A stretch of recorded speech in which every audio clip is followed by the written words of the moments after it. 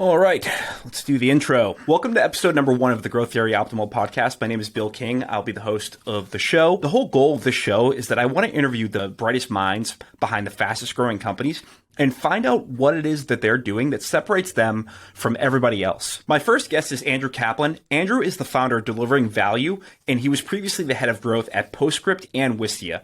Andrew is a wealth of knowledge, all things on growth, especially growth leadership. On this episode, Andrew and I get into what it takes to be a successful head of growth, how he thinks about managing a growth team, when it's right for you as the founder to hire a head of growth, what early stage companies get wrong about hiring a head of growth, and what skills you'll need if you want to become a head of growth. Andrew recently launched a coaching, advising, and mentorship program for growth leaders working at early stage SaaS companies. If that sounds like something that you could benefit from, visit deliveringvalue.co or hit the link in the description to find out more. Before we get in the conversation, I just want to say thank you so much for watching and listening. If you could do me a favor and hit the subscribe and the like button, it would help this show get off to a strong start. So without further ado, here's episode number 1 with Andrew Capland.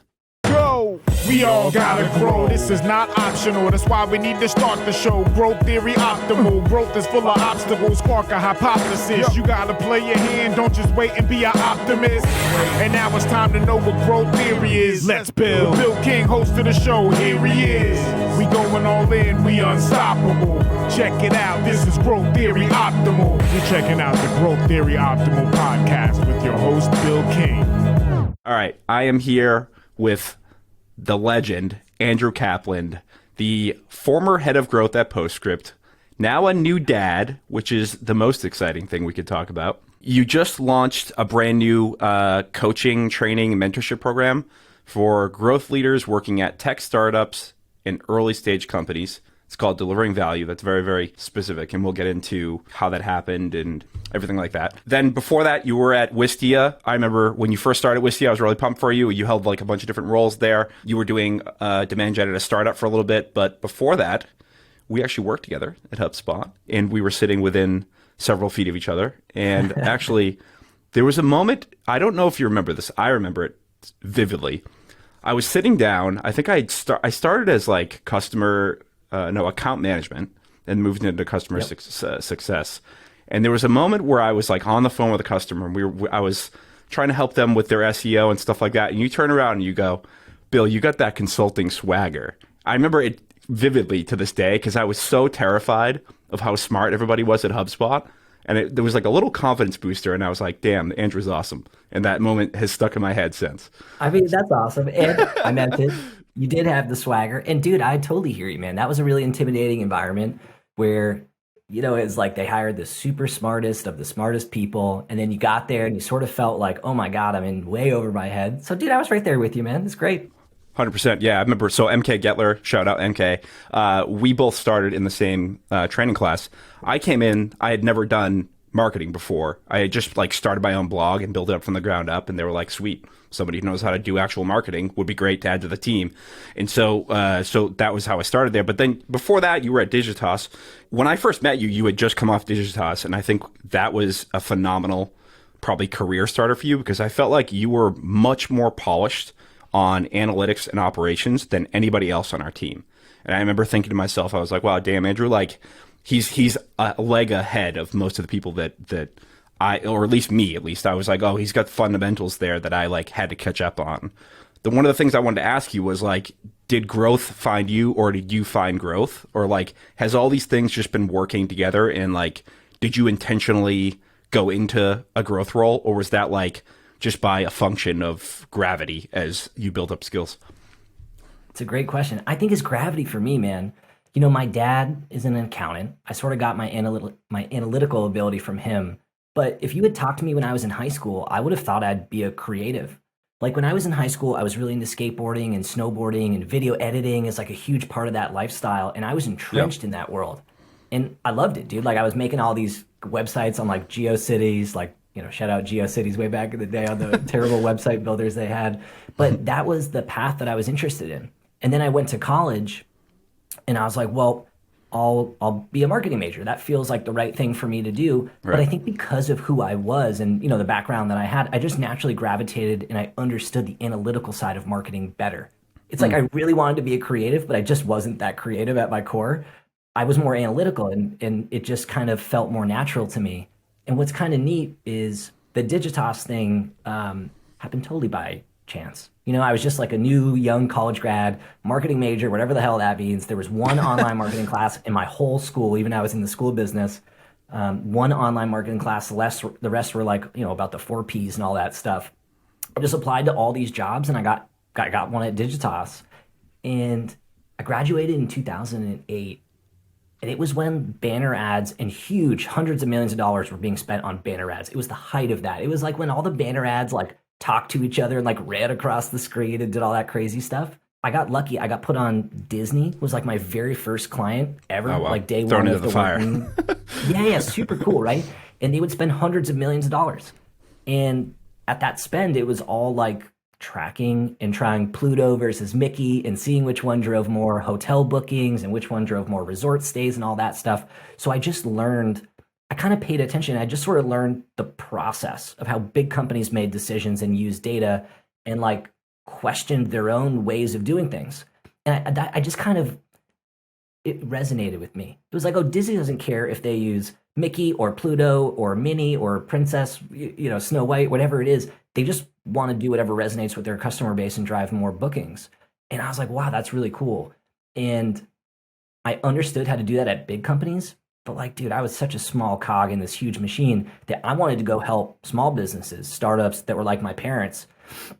So I left that world and I went to HubSpot and I had to deprogram a little bit, but I always kind of leaned back on what I learned there. Like I learned that this system worked really well for the largest, most successful companies to problem solve and to drive revenue and to drive volume and all that.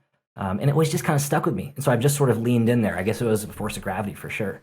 That's interesting. Yeah, because I think marketers usually, or growth people usually start in one way or the other. They either start quantitatively and then they learn the creative, or they start with the like tactical, creative side, and then they try to apply the quantitative. And the more like as my career goes on, I'm like, I would actually, I think, rather build the technical and analytic foundation and then slap on the other stuff, because nowadays a lot of it is data driven, right? Like there's creative aspects of it in storytelling, which is definitely valuable. But it sounds like you that foundation was, at least for me, like listening to your calls and watching how you were helping people. You were doing it in a way that was definitely rooted in like driving demand, driving revenue first, and understanding it and being able to prove it, which was something that is super valuable. You know what I mean? You're a small startup, and oftentimes they don't have the right data. So I think what you just said was really cool. And what I also learned is that, I appreciate the kind words. And what I also learned is that nobody knew. So like every small business that I talked to, they would always say, "Is this good? Is this successful? That was the Wild West back then. Aiming for higher conversion rates, more leads." Yeah, and so I just started realizing that if I could learn if it was good or not, and to use the data to help people understand problems and how to solve them, that I could really impact their business. Like the best creative ideas weren't going to come from me. So I focused more on the other parts of the puzzle that I could, that I understood and could really add value with. And I've just sort of tried to continue doing that in my career, and then slowly surrounded myself with more creative elements to basically fill in my flat sides, Yeah, that's really sharp. You just dropped a knowledge bomb. If you're listening and this is the first time you've heard Andrew talk, he'll be doing that probably the entire time that you're listening right now. But leaning into your strengths and then surrounding yourself by people that can complement those skills is something that like I've been learning just through process and kind of going through evolving my career. But the reality is like you can't be good at everything, but find it whatever it is and then double down on it, right? So what does a head of growth mean? Like, I think I hear that term and like my thoughts about what growth is versus what the general public and or people who are in marketing, sales, like I see roles now online that are like revenue or like growth business development type of roles. And so like, what does a head of growth do? It's a great question, right? And there's a lot of companies that are looking for growth people, and they're really just looking for like a performance marketer and things like that. So to me, I think growth is two things. Growth is an approach to solving problems where you try many things and you do more of what works and less of what doesn't work, and you have really a system for learning and accountability. So there's that side of growth. And then there's growth, the capability, which is a really good fit at like a product-led business, a company where people or a bulk of the customer base can buy the product without talking through a traditional going through a traditional sales flow and talking to a sales rep and going through this inside or outside or outbound sales process. And so I think growth is both. It's somebody who sits in between marketing and product and data and sales and uses all of those cross-functional tools at their disposal to drive more revenue. And there's that side of it. And that's often what startups are looking for, right? There's these early stage startups that want to be product led. They've heard about this product led movement. They want to stay lean and have a small sales team and sell to SMBs. And that's a really good fit for someone with my skill set who can come in, who can help them solve conversion problems, scale, and drive more revenue. But I think that there also is a movement on the other side for companies to hire someone to champion the growth approach to problem solving. And you see that more like Drift does this really well. I got to chat with Matt Bellotti over there, and he does this where he's like, look, I have a growth background. And he's like, I just take a growth approach to problem solving in my PM role now. And I think that's really interesting as well. And I think there are growth marketers who are doing that on the marketing side. And I think it's good to do both. So to me, a head of growth really is working at a product-led company, and it's leading the growth capability. It's being part of the management team. It's leading this cross-functional team to solve these problems to help the company scale and drive more revenue. And I think some people might hear that and go, get it, makes sense. Some people might hear that and go, that sounds ambiguous. Give me an example of what somebody in growth would work on versus somebody who let's say is in marketing, or let's say you're a performance marketer today and maybe you own just acquisition. What does the day of Andrew Capland look like when he's running a growth team? It can be a couple of different things. And so let's go off the acquisition side. I think about myself as someone who looks at the model more holistically and says, hey, rather than just being focused on acquisition no matter what, or conversion to sales no matter what, I'm going to look at the model from the top down and see where I find the biggest areas of opportunity or maybe challenges today that I should problem solve. But let's say it's acquisition. Just for conversation's sake, let's say the bottom of the funnel is really strong, retention is really high, customer NPS is really high. We just need to fill the bucket with more people. So a traditional marketer would do things to attract more of an audience and build the brand and potentially drive leads and nurture those leads and do all those types of things. But at some point in time, they'll be handcuffed by resources. And so the difference between my approach and a growth approach versus a more traditional marketing approach might be the way that I solve those problems. So for me, I might look at an acquisition challenge and go, wow, I wonder if we should build a free tool. And that's just a totally different thing than your typical performance marketer or demand gen person would think about and be able to take on. And for me, to kind of go on the other side, let's say the top of funnel is really strong, but we're not converting a lot of those new installs into sales. A product person would look at that challenge and say, wow, we need to make the product better, or maybe I'll add this integration, or I'll do these things to just enhance the core value of the product. Or I might look at that and say, wow, let's redo the user onboarding flow. It needs additional segments. Maybe we should treat these two types of people differently in their first user experience, and that will increase conversion down the road because their value is fundamentally different, and we're treating them all the same today. It's actually kind of similar to the role I had at Abbott Exchange out in Charlotte when I went down there. They had problems at the top of the funnel. That was pretty clear. We had a pretty good understanding of what that problem was. But as I started poking around the organization and we're looking at the data and we're saying, wow, there's actually a lot of problems here with retention, customer support, processes about how they automate some of those things or don't where they could. So what you just said, you said a couple different things that I want to dig into. The first thing is that you mentioned or you referred to the model. So can you talk a little bit more about how important that is to your role as a growth leader, and how do you approach modeling? Let's say you're at a startup and they don't have data, or everything's a mess, which is probably oftentimes more the case than not. So you need the data to be able to understand these problems. Is that the first thing? Let's say you walk into a company day one, you need to get the data right. Is that the first thing you look for? I actually do it in the interview process. Got it. But yeah, it's foundational, because without it, you're just guessing and checking, or you're focusing on one area but not understanding why or the amount of leverage that it might give you. And the way I think about it, especially at an early stage company, is from the second you start, you don't have enough time, right? It's just how it is at early stage companies. There's always more to do. It's fact. And I just think my my strength isn't that I'm going to outwork every other person around me. Like maybe 7 years ago, Andrew might have said that. But nowadays, the way that I think about it is I want to be the best at working on the right problem and saying no to everything else. And so to be able to prioritize effectively, you need information. You need qualitative information and quantitative information. If I'm interviewing for a new head of growth job, or I'm mentoring or coaching somebody who's interviewing for a head of growth job, that's like one of the main things I want to know is what kind of business is this? And what will my growth job be? Is it going to be an acquisition job because their volume is so low and they just need to fill the bucket? Or is this a really high growth environment and it's going to be about testing and iterating and finding 5% pockets of incremental improvement here or there? And I just think you need to know that. So no company has all the data. And from day zero, your job is to figure out what information do you need and what information do you want? Because you always want more. You always want to be able to segment more. You always want to be able to filter more. There's always some question somebody's going to ask you that you're not going to know the answer to because you don't have the data. So I just assume that's a given. And I think through what information do I need to make a decision that I can act on this week or this month? Or if you're brand new, maybe it's a focus for this quarter. And I start at the highest level and I try to identify gaps in the funnel right off the bat that I know are foundational to my approach and to at least identifying the area to focus on. And then I kind of go in from there because there's always more depth you can go into.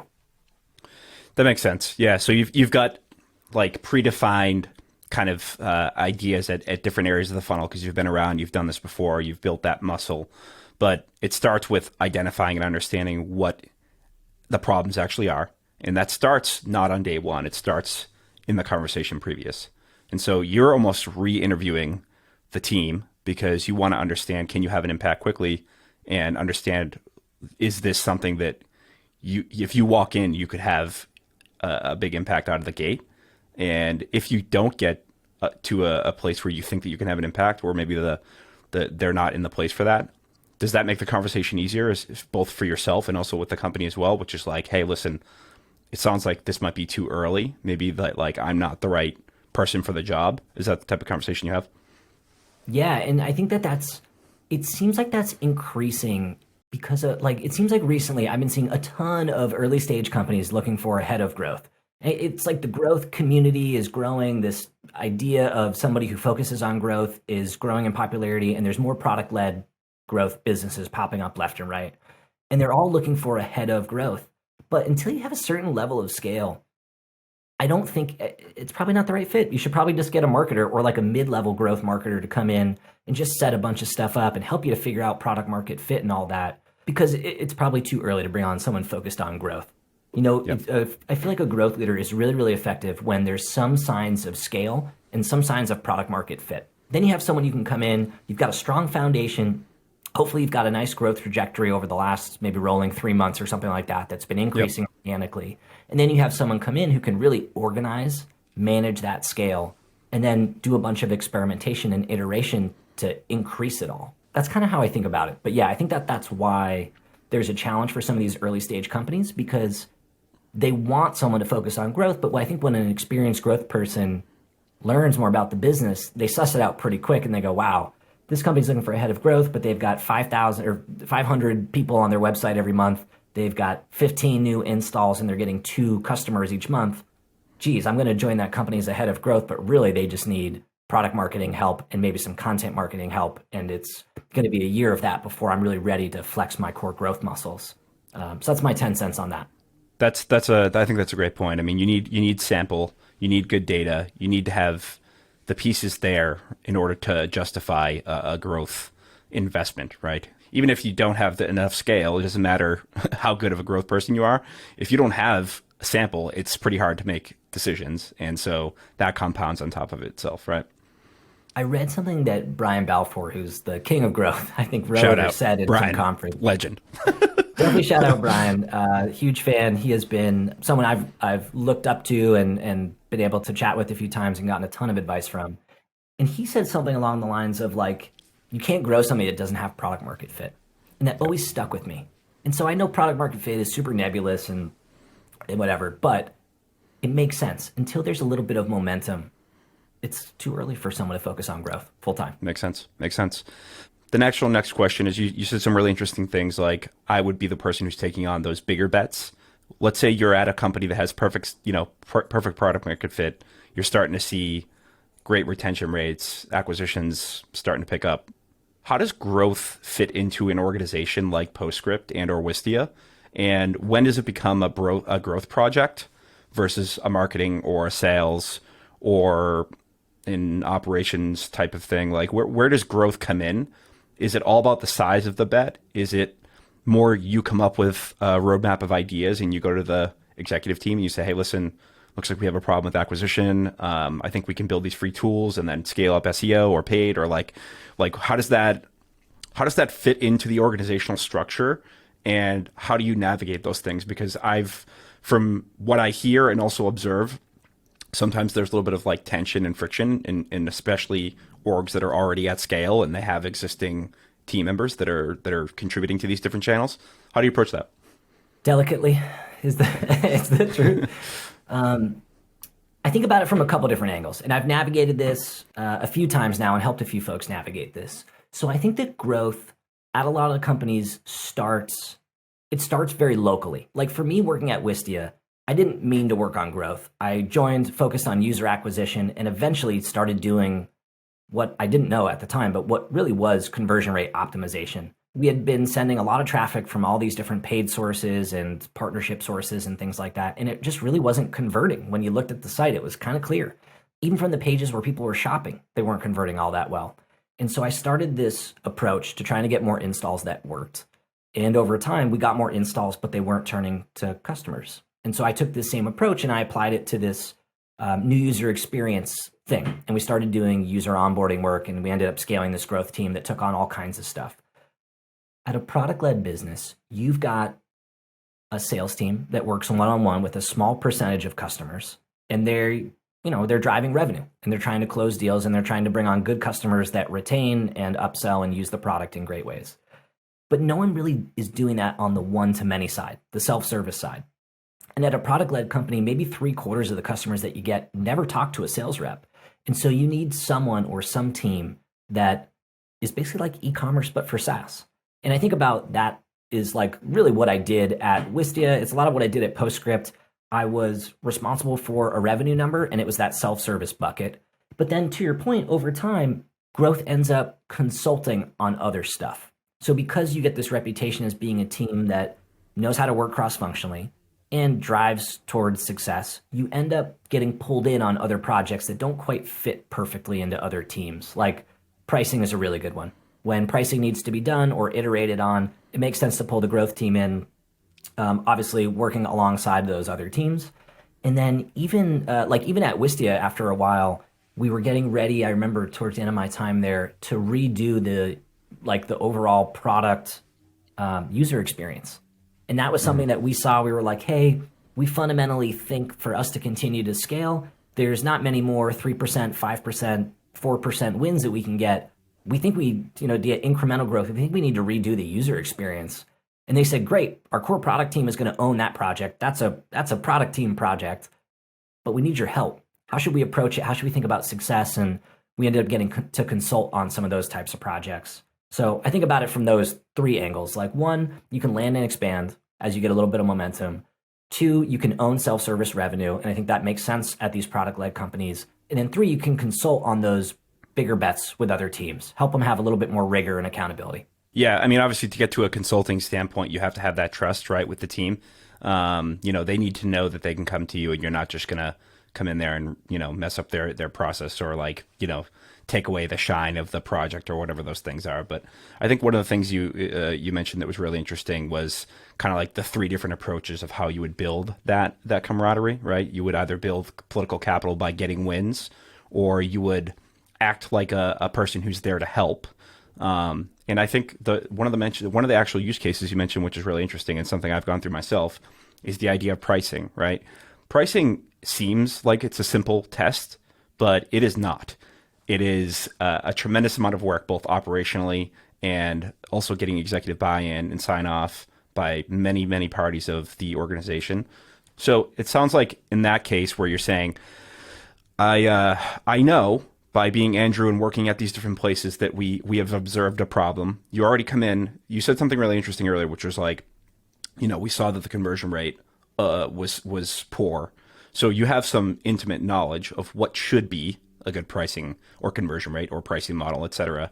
And so that helps you make the decisions on where to prioritize those things. But the pricing thing as an example, take me through like how you would approach that type of problem if you're the head of growth and you've got a marketing team, you've got a product team. Like how does a pricing conversation happen? Where does growth usually come in? Is it more operational? Is it more like observing the problem and then saying here's the solution and you guys carry it out? Like how does that happen? Before growth gets brought in, it has to be bought, or there has to be buy-in at the executive level. So like sales has got to be in on it, marketing's got to be in on it, finance and operations, and like probably the COO or CEO probably has to sign off on it before it would make sense for somebody to take on. I've done it a few times. I did it a few times at Wistia and then a little bit at Postscript as well. And the way I think about my role in pricing is a little bit more operational. So certainly I'm part of identifying the problem and thinking through potential solutions, but really that needs to be weighed in on from a broader stakeholder group, given how important it is. And like really you want to make sure that you identify the unknowns, like, hey, if we do this, is this going to cannibalize our customer success team's ability to upsell? Or if we implement this, are we going to get inundated with support and we need to rethink fundamentally how we're offering support to these customers? And on the sales side, if we go in this direction and it changes one of our levers, does that all of a sudden change the conversation with our competitors and things like that? So I think you need to make sure that there's buy-in conceptually. And then once you're close on the solution is usually when I kind of get brought in to sort of take over. Typically what I do is, we put together what makes sense on paper, and then we go to implement it and do a lot of user testing is what I've learned is the secret sauce for a problem like this, because there's really subtle nuances between what you think you're communicating and the way that people perceive it. And if people don't understand your pricing, even if it's just like 1% confusing, it's friction, and friction is the enemy of conversion. And so like to give you a real example, we saw this at Wistia where we were redoing our pricing model. We had been trying a few different things. Some had been working, some, we had moved on from quicker. But when we did user testing, we had seen that someone had said something like, the price was $100 and I think 10 videos were included. And we listened to people go through and look at the page and give us their feedback. And every single person said, oh, wow, $10 a video? I don't know if my videos are worth $10. That was the sentiment. And then we had the exact same pricing model. And we said, hey, your first 10 videos are included in the plan. They come for free. Any extra videos cost whatever they cost. And then people would go, oh, $100 for a plan? Oh, I don't even need to ask for approval for that. No problem. And so it's the same thing, but the way that people ingest it is just totally different.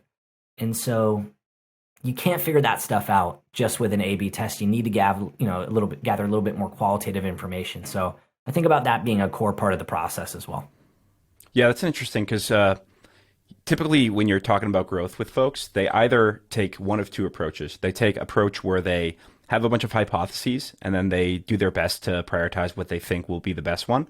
Or you could just literally ask your customers, like, what do you think about this? What are what is causing you to stop? And make that process a lot easier than you running 20 tests to maybe get to some correlation where you're like, okay, I know this is working, but I don't know why. So you're taking the approach, you're saying, I want to know why first, what is stopping them? And then we need to marry that to the quantitative tests and validate that that is true, right? Exactly. Yeah. I want to know what's stopping someone from converting today. And then I've got confidence that eventually we can brainstorm a creative solution to solving that problem. And so someone just might say like, oh, I don't understand it, or I need help calculating the new pricing in this new model with X number of, whatever the thing is that you're selling. And so if you understand that that's a problem, then you can think about, well, can I solve that with copy? Can I solve that with like a quick little video explainer on the page? Can I set up maybe some kind of a calculator, self-service calculator that people can use? It just sort of unlocks all of this, good brainstorming. And who knows, right? Who knows what's going to work and resonate? And that's where I think you can marry like the qualitative feedback with the experimental hypothesis-driven approach, and then just see what works. Yeah, that makes sense. I mean, there's probably some people listening right now, and they're like, "God, this sounds so much fun. I can't wait to like go hire somebody to lead my growth team." Which asks, we touched on this before, but I'm curious on what your full thoughts on this. What do startups get wrong about growth? Like they're probably listening and they're going, "Damn, can't wait to find somebody like Andrew. Like let's go find somebody to go test our pricing page and have all these breakthrough experiments." But like we talked about the data. We talked about achieving a level of sample where it actually matters. But what are some things that you see that startups get wrong when they start growth in general, or too early? Like, I'd just love to hear about that. I think I guess there's three challenges that I've seen. One is that they think it's going to be easy and that they bring on someone to focus on growth and they're like, oh, this is going to be the solution to our problems. And then it's not easy. We're talking about some of the fun things and it can be a lot of fun, but if it was easy, you probably would have done it already. If you really understood the problem and it was an easy one to solve, you would have already done it. And so I think that there's a misconception that like it's some kind of a savior. It's like the cleanup hitter in baseball. It's like, oh, just put him in and he'll knock it out. It's just not, it's not like that. It's really hard. It's iterative. It might take 6 months of work to get one big win, but there might be a bunch of misses along the way. And so I think it's just understanding what they're signing up for and being excited about that process and not trying to put too much pressure to like, get this incremental win straight off the jump, which everybody would like. So I think that's one. I think not being ready organizationally to bring on a growth person. So not having a culture that welcomes experimentation and feedback and breaking, someone who's going to break the norms and try different approaches. It can be uncomfortable. It's a little bit of a shift. And most companies have never had someone focused on growth before. And so they don't really know what it will be like until the person's there. And then it's kind of too late.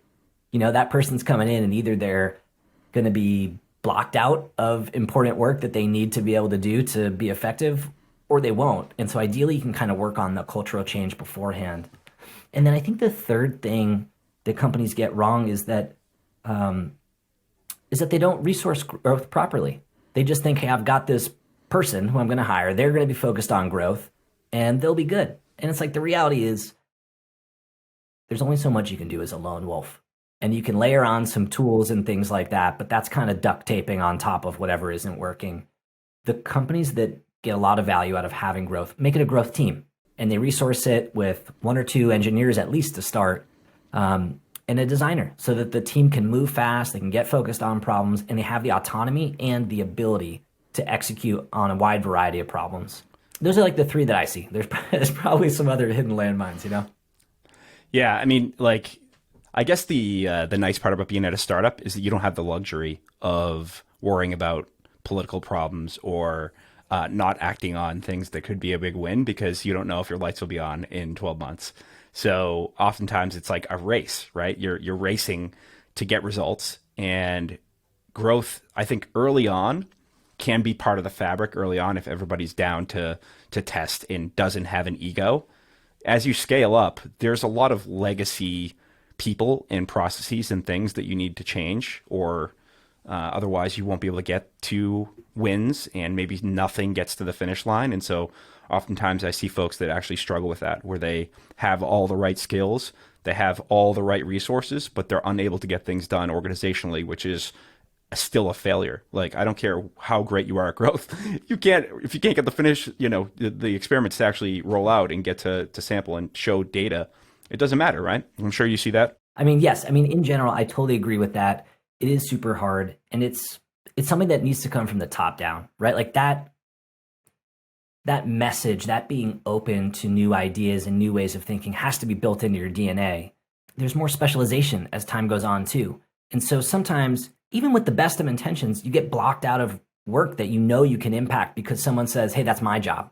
No, this is the way that we do it. This is the way that we do it here. No, I know that you're suggesting this new thing, but it's not going to work here for X, Y, and Z reason. When in reality, oftentimes you're being brought in because you're willing to ask those questions and you're willing to question and seeing if your new approach can break through some plateau that's been in place. 100%. I think if I look back at my career and I'm not done, but I think the biggest mistakes I've made and the biggest learning lessons were in thinking about how to solve the problem in my own lane first and then worrying about how everybody feels about it and trying to drive that change versus starting with actually getting those things in place first. Do you believe that this is the best thing we should work on? If so, can we actually make this change happen? What if people push back? Like, what are the mechanisms that you can use to drive that change? I didn't really think about that deeply enough until I got into the point where it had to be there. But there are a lot of opportunities where I think if you're listening right now and like you're starting your career, you need to push yourself into those uncomfortable places and have those conversations, because if you don't, you're always going to be at the level where you're just the individual contributor and it never scales. Totally, dude. And what a cool lesson. Like, I feel like the biggest gains that I've picked up in my career is when I've had some kind of a realization like that, right? Either you get some feedback from somebody who ends up having a big impact on your career who points it out to you, or you have an experience that doesn't go the way that you were hoping it would go. And either way, ideally, you can get to a point where you can reflect on that. But I've seen it a bunch.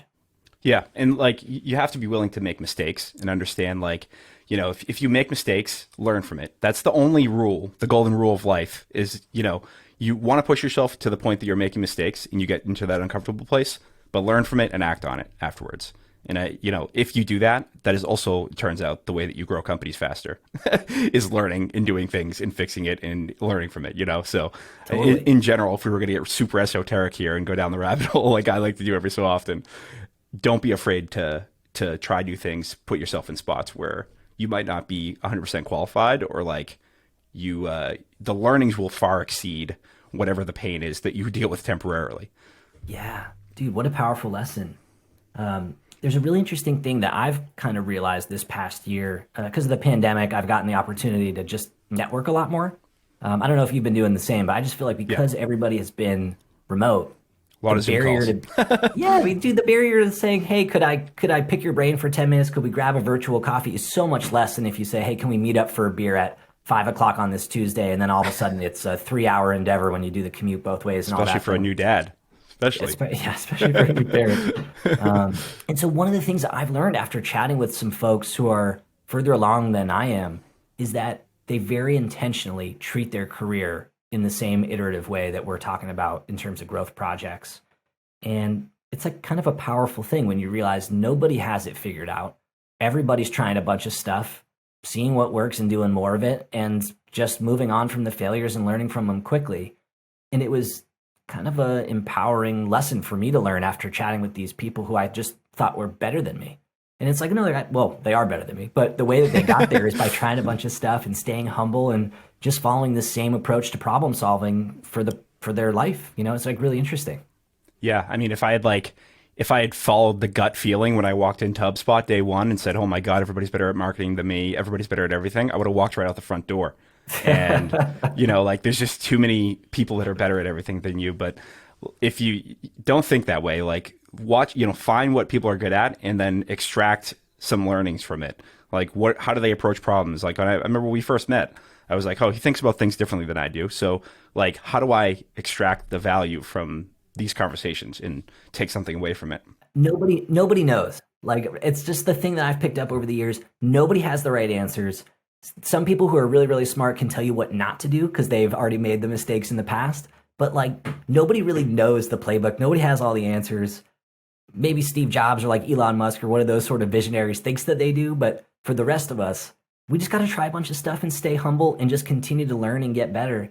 Everybody has imposter syndrome. It's almost comforting to know that if you have it, you're right where you're supposed to be, because everybody has it. I feel like once you get to a certain level and you feel like you should know more or be able to do more than than you feel like you currently are, and it's part of the process. And I think just getting comfortable with that is an important career step. Oh yeah. I mean, you brought up like the idea, Tesla, obviously I was a huge fan, invested early, was all bought in on it. The thing I think I understood, and I think we probably both saw in that company early on, was that if you are a true technology company, and they are, oftentimes there's a million failures that never make it to your eyes. Like the fact that these guys were able to build a car company that hasn't been done in 100 years, it's 100% has to do with the fact that they test and iterate and learn faster than anybody else. I mean, is that not the core foundations of growth? I mean, they're literally a huge growth team, just working every single day to solve problems that just super cool. are more about. Yeah, it's crazy. So, Andrew, if you were starting your career over again today, this is a question that I was probably like most pumped to ask you about. If you wanted to build Andrew Capland 2.0, you're starting today with everything you know. What are the things you would do? What would you learn? What skills would you build? What experiences would you go hard after? What are the types of things you would give somebody starting their career right now, or maybe they're like in a marketing manager role and they're like, damn, this sounds pretty cool. I want to work on growth. What's the playbook? I don't know the playbook. I'm still learning it every day, just like everybody else. But if I could go back in time, things that I would do differently. Or what would you like if you could build like if you could build the perfect leader of growth, and you've seen a ton of companies, you've seen what works right, you've seen like amazing things, and you've also built an incredible skill set. Like, how would you build a perfect head of growth? Yeah, I mean, I guess what I would do is, so similar to what we were just talking about, I would go and I would work at a variety of companies, but I would probably start at a larger company and I would look for mentors. Like, this would be a core part of my approach. I got lucky early on and then I worked for some really great people that mentored me. I would go and I would go to a SurveyMonkey, I would go to a Squarespace, I would go to a MailChimp, I would go to one of those companies and I would try to get into whatever their growth team is. And I would see if I can get a mentor and learn how the best of the best do it. Then what I would do is I would work there for a few years. I would soak up as much knowledge as possible. And then I would go somewhere early stage that has product market fit, where they have a high degree of encouraging failures as long as you're learning. And then I would go and I would take this playbook that I thought I just learned and I would see if it was real. And I would stress test it and I would make all the mistakes and make all the leadership mistakes that every new leader makes and do all those things in a company that is growing, because it's always easier to do all that stuff when the company is growing. And then the other thing that I would do is I would work on my personal brand. Like, one of my bigger lessons as a person in the internet, but certainly as a growth leader, is like to share more of what I'm learning and to see how it resonates with other folks and to get other people's opinions on the stuff that I'm working on, because I feel like I learn so much just by sharing things that I'm learning and hearing how it resonates or differs from what other people are. And so I think finding systems, I guess sharing and growing your personal brand is one way to do it. And then just like really making sure that you're networking and just meeting and sharing ideas with other people that are in your space. And from all different levels, right? It's great to work with people that are further along. They can certainly mentor you and give you some advice. I also think it's just as helpful to have people who are like in the weeds working on the stuff, because they sort of, if you ask them, hey, what do you think we're overlooking or what are we missing? A lot of times they know intuitively because they're just so in the weeds and dialed in. That's sharp. Yeah. I mean, it sounds like the playbook, though, of all the people that we know that have like made something out of their career, like that have really excelled, is they weren't afraid to make mistakes. They worked at companies where the pace of innovation was faster. I started at HubSpot as a account manager, just calling people up, trying to get renewals. And I was like, burning the midnight oil, talking to people at night, learning from them, and like taking any project on I could. I don't think that was by design. Now, looking back on it, that's exactly what I would do again, because I realized that you have to have that actual experience, because I think a lot of people today, like, there's so many resources online, they're probably going to listen to a conversation like this, or they're going to go to another course and they're going to go, okay, I have purchased this information and this experience, but actually doing it is a total different thing. Like, one of my favorite books is The Courage to be Disliked, and like sometimes the friction that happens when you're trying to make big changes that are at large organizations at scale, et cetera. Those are the muscles that you need to build just through experience, just going through the motions. And I think the other thing too is... I totally agree. And I think the other thing, you kind of talked about it, is if you can't execute on those things in your own role, because you learn way more by hearing about the theory and then finding a way to like actually execute it. And so if you're not at a company where you feel like you can do that, side projects. I feel like I've learned just as much from having interesting side projects and just doing all the kooky things that just didn't make sense for whatever company I was working at the time. You learn just as much, if not more than that. And whenever I meet more junior people who are interested in the growth space that just don't work at a company that has a culture of experimentation and trying lots of different ideas, I try to encourage them to get involved in other things where they can flex that muscle. And there's a million things. You could volunteer for your local political organization, and they usually do some online paid ads. You could try tons of experimentation with that stuff. Like, there's a million ways that you could learn this skill set. Do it on the side.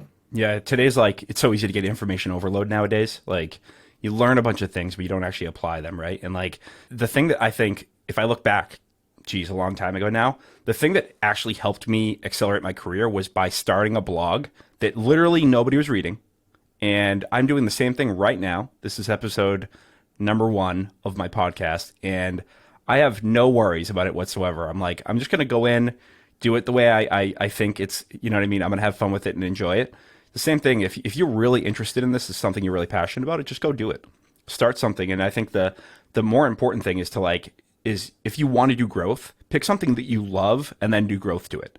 Don't go, I want to do growth and then do growth and then figure out what it is that you want to do, because it's a lot easier to get started when you love it, right? Totally. Because in the early days, I mean, a lot of the ways that you and I learned were after hours, right? I remember going home and watching YouTube recordings of these old growth talks that people gave at some random conference in San Francisco or Palo Alto or somewhere, and reading books about how to copyright and do things like that. And so you have to love it, and if you don't love it, it's not going to work. 100%. Yeah, my place. I used to hang out at a Panera Bread.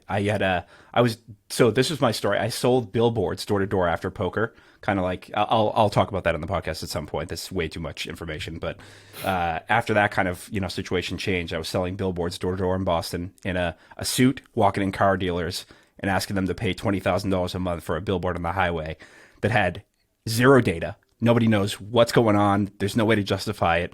And so I'm getting literally thrown out of front doors of businesses. And so I had one guy that was really cool, and he sits down and he's like, look, I can't spend the money. And I'm like, okay, do you mind if I ask you why? Like, what are you spending your budget on? He's like, well, we got this guy who does web marketing, and he can show me what the investment, the payback is, where it comes from, this and that. And I was like, oh, interesting. What platforms is he using?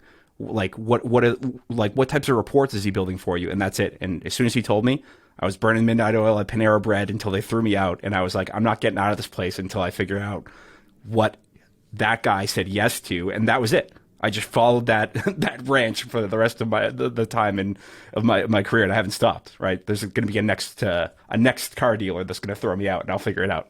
So super cool, man. And what a cool story. We're almost at time here. So tell me a little bit more about delivering value, because full disclosure, I actually came to you looking for advice because I thought to myself, well, Andrew's awesome. This is before I even knew that you were building this. And I just wanted some advice kind of like on like what to do in my next job, in between jobs. Tell me like what you observed in the market. And, you've had a ton of conversations like this with people talking about their career and stuff. Like, what made you start that? And like, what are you seeing in the world that makes you think that this is something that people will get a ton of value from? I started it by accident.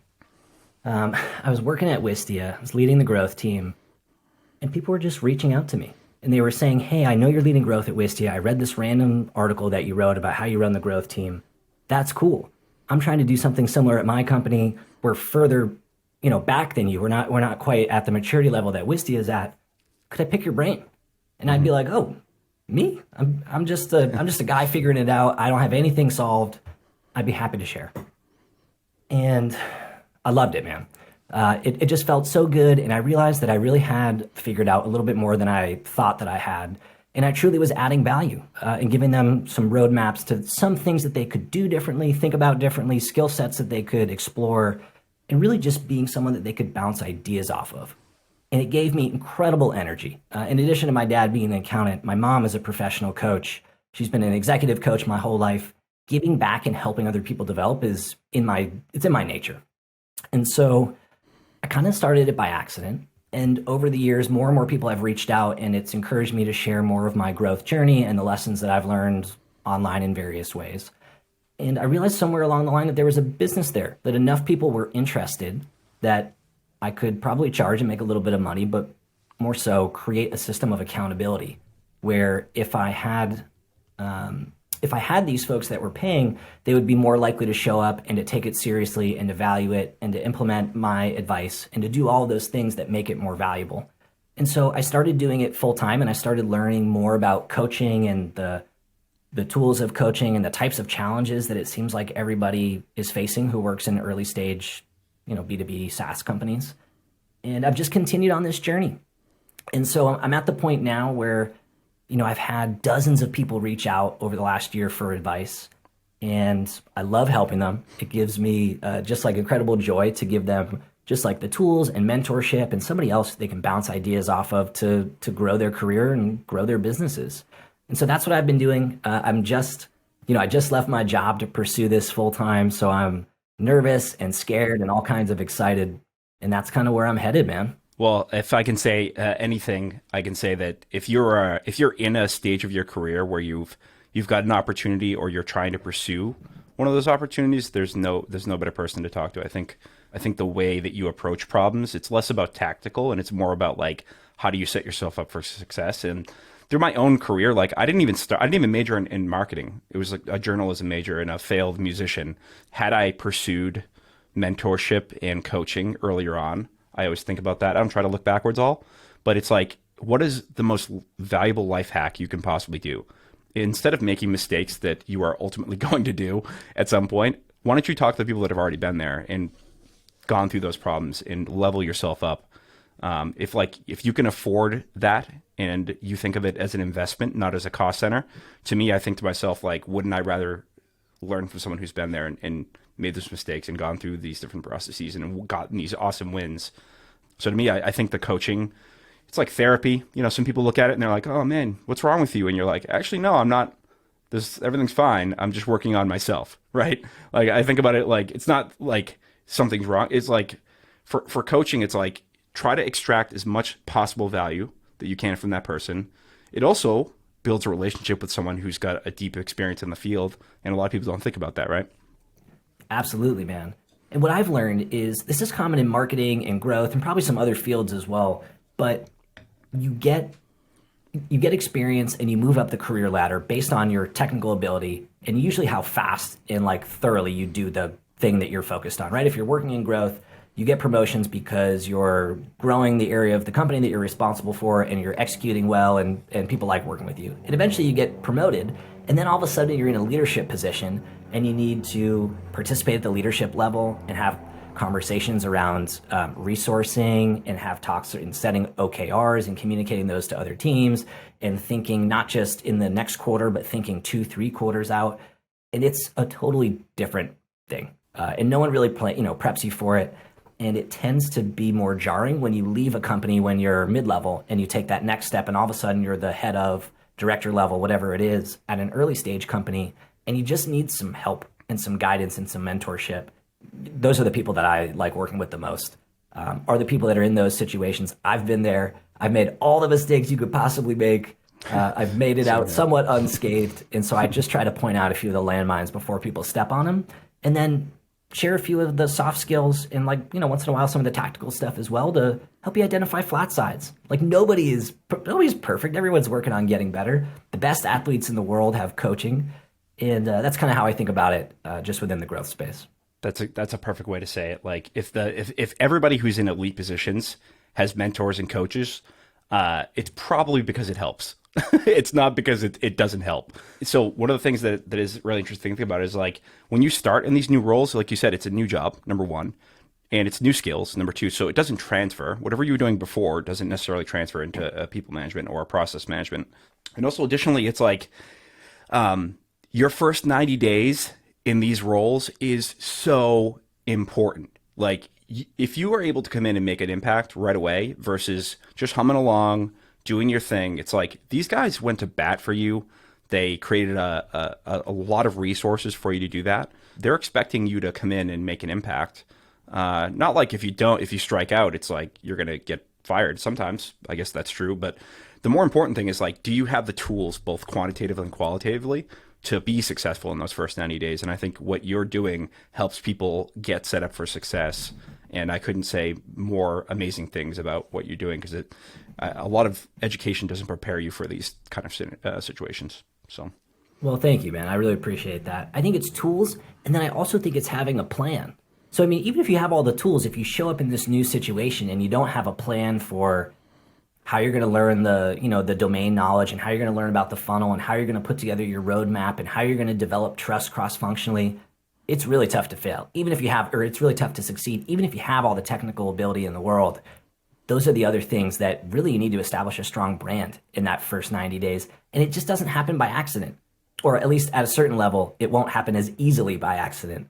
And so a lot of the people that I work with are in a new situation and they're trying to figure out how to do this. I help them set up a learning roadmap. We talk through quick win identification, how to create roadmaps, all that good stuff.